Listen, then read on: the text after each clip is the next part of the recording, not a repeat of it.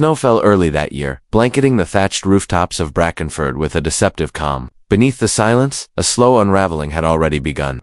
The frost had crept into the soil before the final harvest, freezing turnips in the ground, and shattering hope like thin glass beneath a boot. The bread ovens were cold. The granary, once brimming with sacks of barley and rye, stood hollow as a chapel stripped of relics. Inside the cottages, the air smelled of damp wool and smoke too. Thin to warm, children wore the same garments day and night. Cloaks stiff with frost, toes wrapped in rags dipped in lard. Mothers stirred boiling pots filled with roots and water, adding bark for texture, whispering old folk prayers into the steam, as if words could season what hunger could not. The reeve, a gaunt man with ink-stained fingers, tore parchment from the ledger by candlelight. The grain stores had been miscounted, or stolen, or cursed. No one dared say aloud which it was.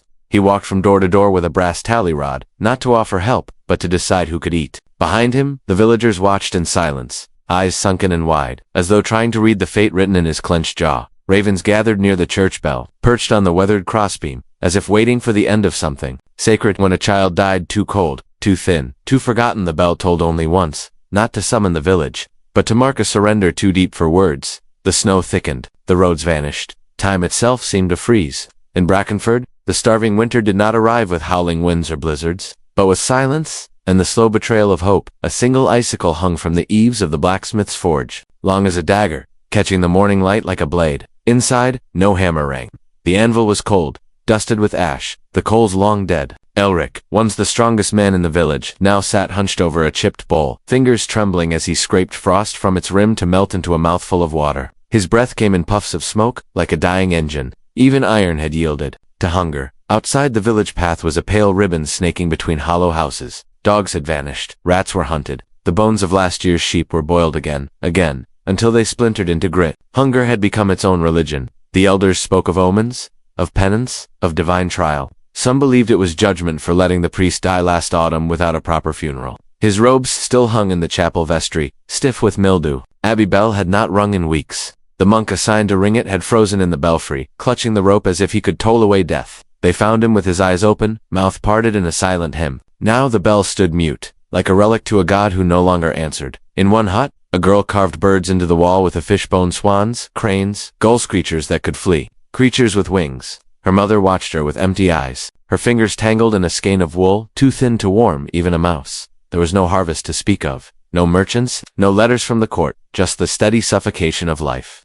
When death came now, it came gently, without struggle. The winter was no longer an enemy. It was a king, crowned in silence. The first sign was the disappearance of song. No one sang while chopping wood.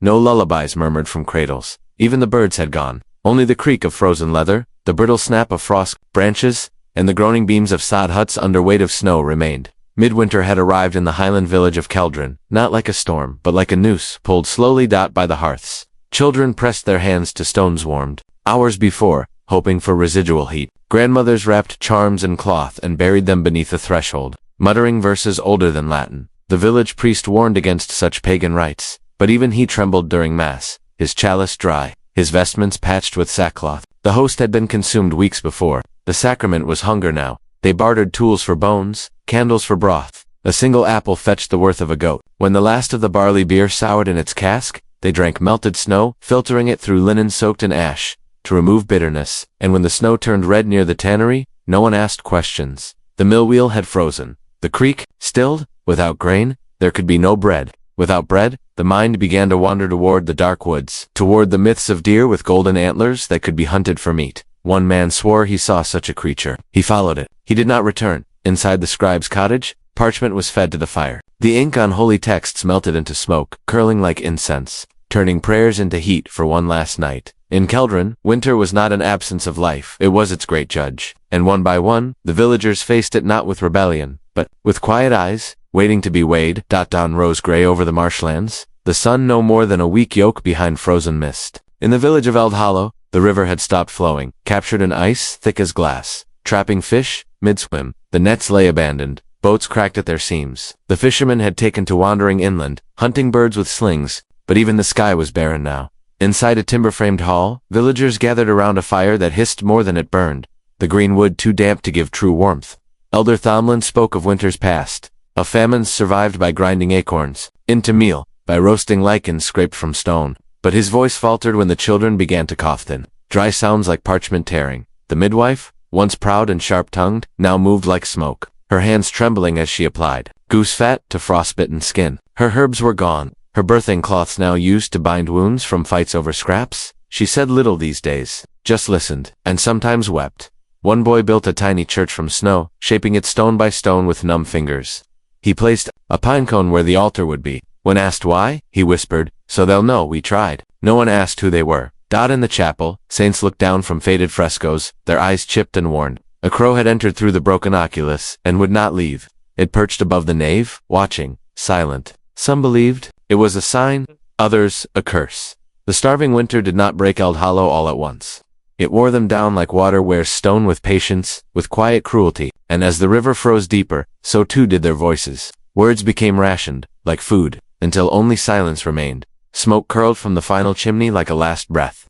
In Wyermygate, a village pressed against the northern moors, the winter came early and stayed with an unnatural stillness. No wind, no melt, only ice creeping like a sickness into walls, into lungs, into marrow. The villagers had begun chewing rawhide strips cut from old boots, softened in snowmelt, salted with tears. The baker's son, once chubby with laughter, now stared at fire, with eyes too large for his face. Bread had become memory. The ovens were cold, their ash gray with weeks of stillness. At the edge of the village, a woman named Alice kept a lantern burning in her window, not for light, but as a promise to her daughter, taken by fever last moon. Each night she whispered to the flame, feeding it with scraps of linen and fingernail-sized pieces of pine.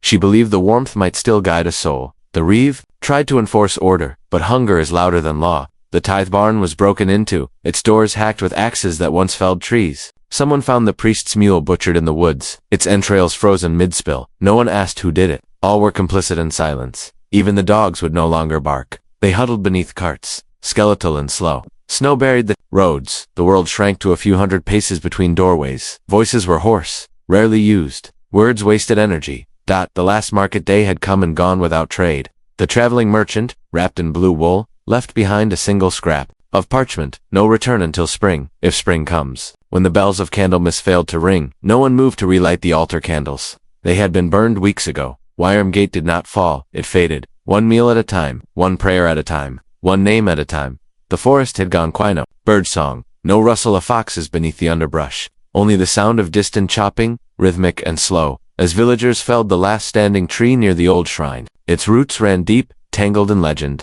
Some said it should not be cut.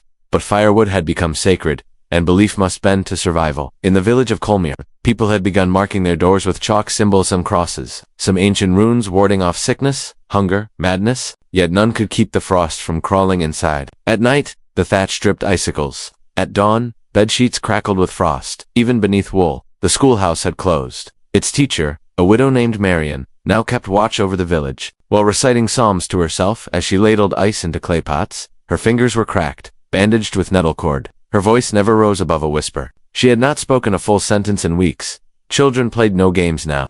They crouched near fires with wide eyes, clutching wooden toys they no longer believed in. One girl offered her doll to the chapel altar in exchange for warmth. It was left there, alone, its face turned toward the rafters, gathering ash.